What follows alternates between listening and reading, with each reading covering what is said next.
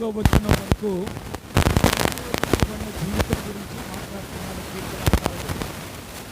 15వ వచనంలో ఆశీర్వాదం ఎట్లా వస్తుంది అనేటువంటిది మాట్లాడుతున్నాడు. ఈ రోజున ఆశీర్వాదం కొరకు చాలామంది తాపత్రయపడుతున్నారు. ఒక మీటింగ్కి ఆశీర్వాదం వస్తుంది అనుకుంటారు, లేదంటే ఒక పాస్టర్ గారితో ప్రార్థన చేయించుకుంటే ఆశీర్వాదం వస్తుంది అనుకుంటారు. ఈ రోజున ఆశీర్వాదం గురించినటువంటి చాలా క్రేజ్ ఈరోజు క్రైస్తవ సంఘాలలో కనపడతా ఉంది. అయితే ఆశీర్వాదం అనేటువంటి దేని బట్టి వస్తుంది అనేటువంటి కనుక గమనిస్తే, దావీదు కీర్తన రాస్తున్నప్పుడు ఆయన ఇచ్చేటువంటి కారణం ఇదే. ఏమంటున్నాడు? యెహోవా తమకు దేవుడిగా గల జనులు ధన్యులు. అంటే ఆశీర్వాదం అనేటువంటి దేవునితో మనకున్న సంబంధం నుండి ప్రారంభమవుతుంది. మనం మీటింగ్కి వెళ్తే ఆశీర్వాదం రాదు, పాస్టర్ గారు నెత్తి మీద చేయబడితే ఆశీర్వాదం. దేవునితో సంబంధం కలుగుంటే ఆశీర్వాదం. ఈరోజు ఉదయకాల సమయంలో చాలామంది ఏం చేస్తారు, దేవునితో ఒక వ్యక్తిగతమైన సంబంధాన్ని ఏర్పాటు చేసుకోకుండా మిగతా షార్ట్ కట్స్లో ఆశీర్వాదం పొందుకోవాలని తాపత్రయపడుతున్నారు. కనుకనే జీవితాల్లో నెమ్మది లేదు, సంతోషం లేదు. కానీ నిజమైన సంతోషము, నెమ్మది మన జీవితాల్లో వచ్చేది దేవునితో మనకున్న సంబంధంలో. అందుకనే దావీదు అంటున్నాడు, first and foremost in our life, మన జీవితంలో ప్రాథమిక దశలో ఉండాల్సిన విషయం ఏంటంటే దేవునితో మనకున్నటువంటి సంబంధం. ఎవరి జీవితంలో అయితే దేవునితో వ్యక్తిగతమైనటువంటి సంబంధం కలిగి ఉంటారో వారి జీవితాలు ఆశీర్వదించబడతాయి. కాబట్టి ఆశీర్వదించబడతాను మనం ఎక్కడికి పరిగెత్తాల్సిన అవసరం లేదు. మనము ఎప్పుడైతే దేవునితో సంబంధం కలిగి ఉంటామో, ప్రతిదినము దేవుని వాక్యపు వెలుగులో మన జీవితాలు, మన కుటుంబాలు కట్టుకుంటూ వెళ్తామో ఆటోమేటిక్గా మన జీవితాలు ఆశీర్వదించబడతాయి.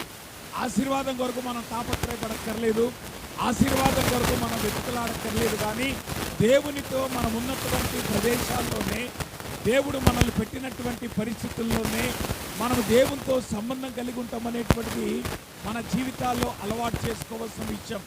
కాబట్టి ఇక్కడ అంటున్నాడు, ఎట్టి స్థితి గలవారు ధన్యులంటే దేవుడు యెహోవాను తమకు దేవుడుగా గల జనులు ధన్యులు. ధన్యత అనేటువంటిది, ఆశీర్వాదం అనేటువంటి, మేలు అనేటువంటిది దేవునితో సంబంధంలో ఉండి వస్తుంది. కాబట్టి ఎవరి జీవితాలైతే దేవునితో సంబంధం కలిగి ఉన్నాయో, ఎవరైతే దేవునితో ఒక వర్కింగ్ రిలేషన్షిప్ కలిగి ఉన్నారో అటువంటి వారి జీవితాల్లో దేవుడిచ్చేటువంటి ఆశీర్వాదం ఏంటి అనేటువంటి కనుక గమనిస్తే 12వ వచనంలో దావీదు he speaks about the blessing of the family. కుటుంబ జీవితంలో ఆశీర్వాదం. చాలాసార్లు కుటుంబంలో ఆశీర్వాదం ఉందని ఎవరు అనుకోరు. ఆ మాటకొస్తే కుటుంబ జీవితాన్ని చాలా భారంగా గడుపుతూ ఉంటారు. అందుకనే మనకి సామెత కూడా వచ్చింది, సంసారం. నిజానికి అది క్రైస్తవ్యంలో పనికిరాని ఏమంటారు సామెత, కానీ ఎందుకో పెళ్ళిళ్ళలో కూడా ఆ సామెత వాడుతూ ఉంటారు. క్రైస్తవ పెళ్ళిళ్ళు నాకు అర్థమే కాదు. అంటే లోకానుసారంగా కుటుంబాలు కట్టుకుంటున్నారు కాబట్టి ఆ సంసారాలు సాగరంగా వెళ్తున్నాయి, ఈదలేకపోతుంది. కానీ దేవుడిచ్చేటువంటి ఆశీర్వాదంలో కుటుంబ వ్యవస్థను ప్రారంభించిన దేవుడు ఆదామవ్వలు కలగజేసినప్పుడు మొట్టమొదటిగా వాడికి దేవుడు ఇల్లు ఇవ్వాలా, కారు ఇవ్వాలా, ఉద్యోగం ఇవ్వాలా? ఏమిచ్చాడు? ఏమిచ్చాడు? వివాహం ఇచ్చాడు. అంటే ఒక వ్యక్తి యొక్క జీవితంలో వివాహ స్థితి అనేటువంటి అత్యున్నతమైనటువంటి ఆశీర్వాదం. ఆ తర్వాత ఎప్పుడైతే వివాహం అయిన తర్వాత పిల్లలు ఎవరు చెప్పండి, గర్భఫలం ఎవరిచ్చే బహుమానం? దేవుడిచ్చే బహుమానం. సో ఆశీర్వాదం ఎక్కడుంది? ఎక్కడో బయట ఎదుగుతారేంటమ్మా? మీ ఇళ్లలోనే ఉంది ఆశీర్వాదం, మీ కుటుంబాల్లో ఉంది ఆశీర్వాదం. మీ పిల్లల ద్వారా దేవుడు ఆశీర్వాదాన్ని ఇవ్వాలనుకుంటున్నారు. ఇవన్నీ వదిలిపెట్టి మనం ఎక్కడెక్కడో తిరుగుతున్నాం. జాగ్రత్తగా గమనించండి. దావీదు ఈ కీర్తనలో రాస్తున్నప్పుడు అంటున్నాడు, ఆశీర్వాదం ఎక్కడుందంటే మీ కుటుంబ జీవితంలో ఉంది, మీ పిల్లల్లో ఉంది. ఎవరు ఇక్కడ అంటున్నాడు, మా కుమారులు తమ యవన కాలమందు ఎదిగిన మొక్కవలే ఉన్నారు. రెండోది ఏమన్నాడు? మా కుమార్తెలు నగరునికై చెక్కిన మూలకమ్మల వలె ఉన్నారు. అంటే యవన కాలమందు ప్రవేశించేటువంటి కుమారులు ఎట్లాగున్నారని చెప్తుంది. ఆశీర్వాదం అంటే ఎదిగిన మొక్కల వలె కుమారులు వృద్ధిలోకి రావటం అనేటువంటి యవన దశలో that is a blessing of.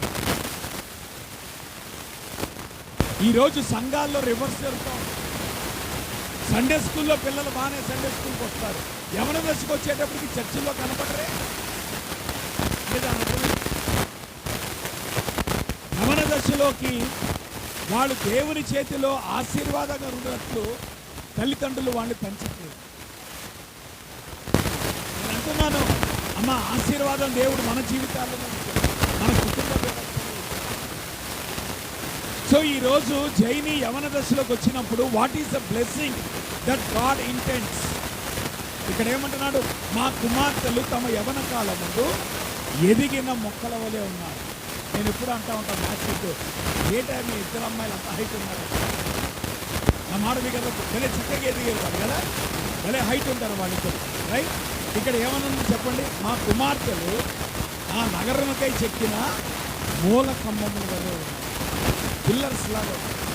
అంటే బాల్య దశ నుండి యవన దశకు వచ్చినప్పుడు యవన దశలో దేవుడు కుమార్తెలకు ఇచ్చినటువంటి ఆశీర్వాదం ఏంటంటే they become the strong pillars. So ఇప్పుడు తల్లిదండ్రులుగా ఈరోజు ఈ కార్యక్రమం జరుగుతున్నప్పుడు దేవుడు ఒక బాధ్యతను తల్లిదండ్రులకు ఇస్తున్నాడు.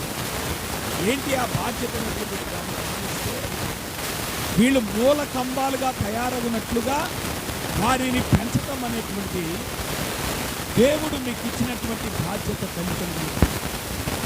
ఆ రకంగా వాళ్ళు ఎప్పుడైతే పెంచబడతారో కుటుంబ జీవితము ఆశీర్వాదకరంగా, వాళ్ళ జీవితాలు ఆశీర్వాదకరంగా ఉంటాయి అనేటువంటి విషయాన్ని మనం అర్థం చేసుకోవాలి. ఇక జాగ్రత్తగా గమనించండి, కుమార్తెలు వేరే, కుమారులు వేరే. దేవుని యొక్క వాక్యంలో కనుక గమనిస్తే దేవుడు స్త్రీని గాను పురుషుని గాను చేశాడు. అంటే ఆ డిస్టింక్షన్ అనేటువంటిది ఉంది. అలానే కుమార్తెల విషయంలో దేవునికి ఉద్దేశం ఉంది, కుమారుల విషయంలో దేవునికి ఉద్దేశం ఉంది. కుమారులు ఏ రకంగా పెంచబడాలి అనేటువంటిది దేవుడు కోరుకుంటున్నాడు, కుమార్తెలు ఏ రకంగా పెంచబడాలని దేవుడు కోరుకుంటా ఉంటున్నాడు. అయితే ఈ రెండు పోలికలు కనుక మనం గమనిస్తే ఇక్కడ రాయబడినటువంటి 12వ వచనంలో కొన్ని విషయాలు మనకి కామన్గా కనపడతాయి. కుమార్తెల విషయంలో కానీ కుమారుల విషయంలో కానీ దేవుడు స్థిరత్వాన్ని కోరుకుంటున్నాడు. ఎదిగిన మొక్క స్థిరత్వానికి సూచనగా ఉంది. అలానే చెక్కబడినటువంటి ఆ యొక్క మూల కంబము లేదంటే పిల్లర్ అనేటువంటిది అది స్టెబిలిటీని చూపిస్తా ఉంది. రెండో విషయం కనుక గమనిస్తే ఈ ఇద్దరు విషయంలో కూడా దేవుడు ఎదుగుదల కోరుకుంటున్నాడు. మొక్కలు ఆటోమేటిక్గా అవి ఉనికిలోకి రావు. మొక్కలు ఎదగాలంటే టైం పట్టుద్ది.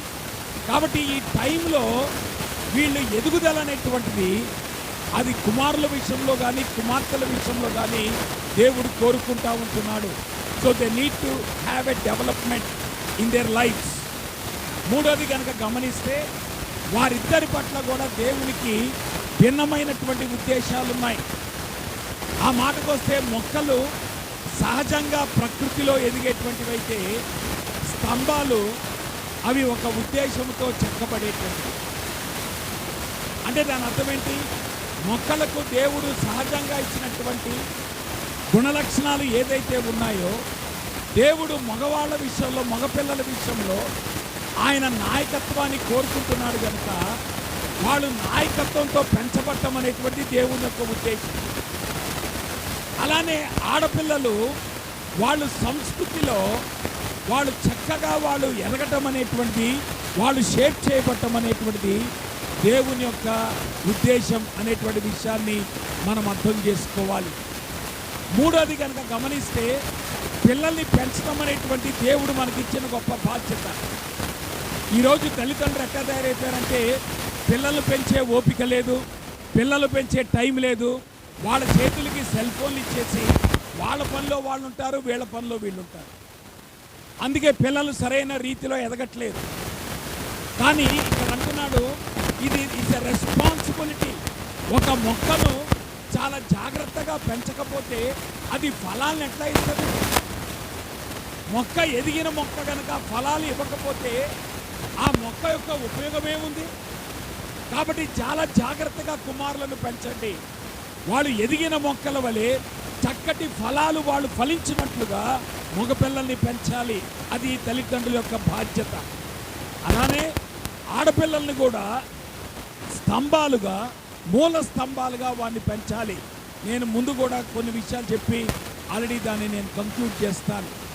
ఆ తర్వాత 4వ విషయం కనుక గమనిస్తే, కుమారులు పెంచాలన్నా కుమార్తెలు పెంచాలన్నా దేవుని పని చాలా ప్రాముఖ్యమైనది.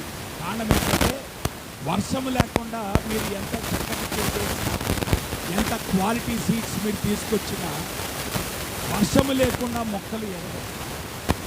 అట్లానే దేవుని కృప లేకుండా, దేవుని అజమాయిషీ లేకుండా, దేవుని యొక్క పర్యవేక్షణ లేకుండా కుమారులు కోరుకున్న రీతిలో వాళ్ళు ఎదగరు.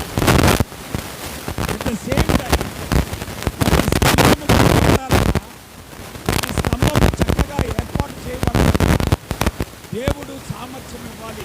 మీకు గుర్తుందా, మన పాత నిబంధనలు కనుక గమనిస్తే దేవుని మందిరం కట్టబడేటువంటి ప్రక్రియలో దేవుడు సామర్థ్యం ఇచ్చాడు కనుకనే బెసలేలు దేవుని మందిరాన్ని కట్టగలిగాడు.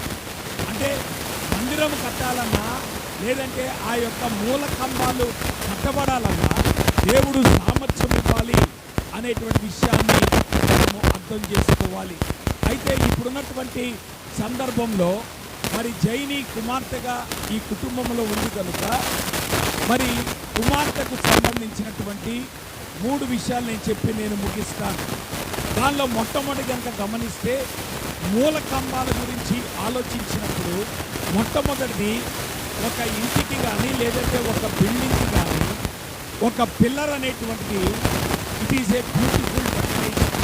అందుకే మీరు గమనించారా, మీరు ఎక్కడన్నా మీరు మహల్కి వెళ్ళారనుకోండి, లేదంటే ప్యాలెసెస్కి వెళ్ళారనుకోండి, అక్కడ స్తంభాలని వాళ్ళు చక్కగా డెకరేట్ చేస్తారు.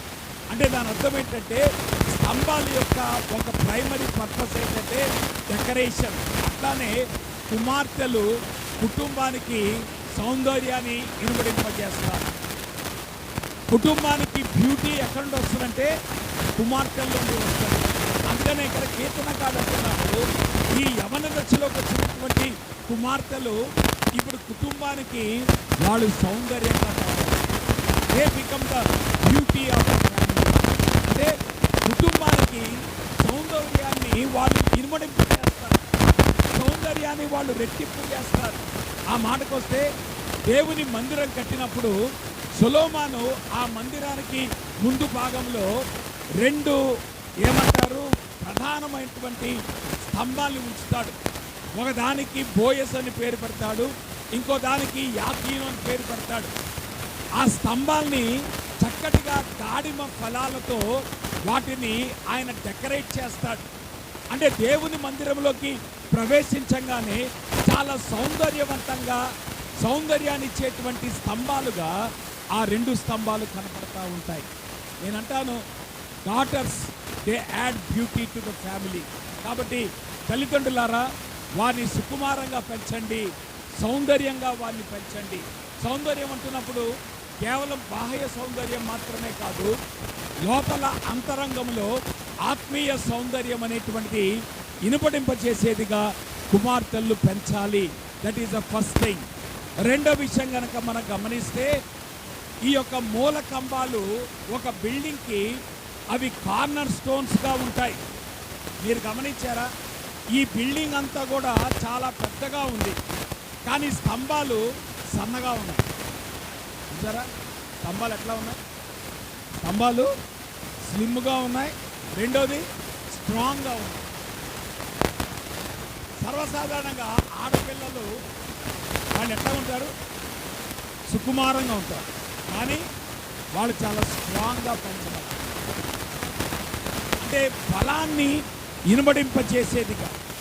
నేను అంటాను, సౌందర్యం అనేటువంటి డొమెస్టిక్ లైఫ్ అయితే, కార్నర్ పిల్లర్ అనేటువంటిది it is a life in the society, civic life.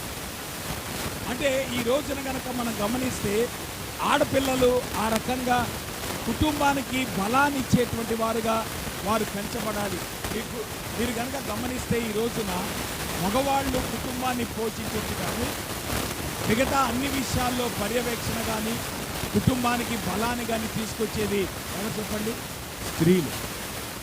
మరి ఆ రకంగా స్త్రీలు వాళ్ళ కుటుంబానికి బలంగా కావాలంటే కుమార్తెలుగా వారు ఆ రకంగా పెంచబడినప్పుడు మాత్రమే వారి కుటుంబ జీవితంలో వాళ్ళు బలముగా తయారు కాగలరు. కాబట్టి యవన దశలోకి వచ్చినటువంటి కుమార్తెలు ఏ రకంగా పెంచబడాలంటే వాళ్ళు they have to become the strength of the family. మూడోది కనుక గమనిస్తే ఈ మూలకంబాలు నగరునికై చెక్కబట్టం మాత్రమే కాదు, కానీ దేవుని మందిరం కొరకై చెక్కబడాలి. అంటే దేవుడిచ్చినటువంటి ఈ కుమారులు కుమార్తెలు వాళ్ళు దేవుని మందిరంలో చక్కగా వాళ్ళు వాడబడాలి. దేవుని ఉద్దేశాల కొరకు వాళ్ళు వాడబడాలి. నేనంటాను, ఆ మాటకొస్తే స్తంభాలు అనేటువంటివి బయట అడవిలో ఉండవు. స్తంభాలు అనేటువంటివి ఆటోమేటిక్గా అవి పుట్టవు. స్తంభాలు అనేటువంటివి చెక్కబడతాయి. నేను అంటున్నాను, తల్లిదండ్రులారా, మీ కుమార్తెలను చెక్కండి, టైం తీసుకోండి, చెక్కండి. వాళ్ళ స్ట్రెంగ్స్ మీరు గమనించండి, వాళ్ళ పర్సనాలిటీస్ మీరు గమనించండి. జాగ్రత్తగా వాళ్ళని ఎప్పుడైతే చెక్కుతారో వాళ్ళు 3 రకాలుగా వాళ్ళు వాడబడతారు. వారు ఇళ్లల్లో వాడబడతారు, వాళ్ళు సమాజంలో వాడబడతారు, ఆ తర్వాత వాళ్ళు దేవుని మందిరంలో వాడబడతారు. అప్పుడు నేనంటాను, కుటుంబానికి కానీ దేవుని పరిచర్యకు కానీ వాళ్ళు సౌందర్యాన్ని ఇనుమడింపజేస్తారు. అటువంటి కృప దేవుడు జైనీని ఆ రకంగా పెంచడానికి తల్లిదండ్రులైనటువంటి మ్యాథ్యూకి, గ్లోరీకి అటువంటి కృప దయచేయునుగాక. మా గాడ్ బ్లెస్ యూ.